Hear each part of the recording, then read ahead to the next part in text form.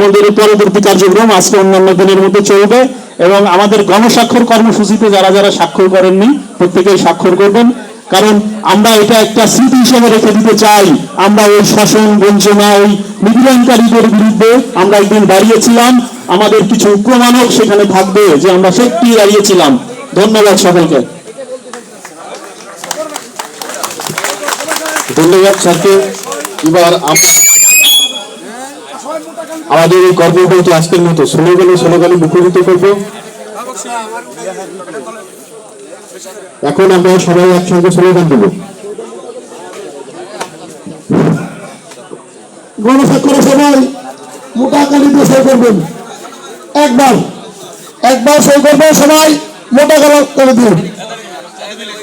পদবি লাগবে, তারিখের দরকার নেই, পদবি দেবেন সবাই। সবাই মোটা কলম দিয়ে সই করবেন। মোটা কলম বলতে এখানে 5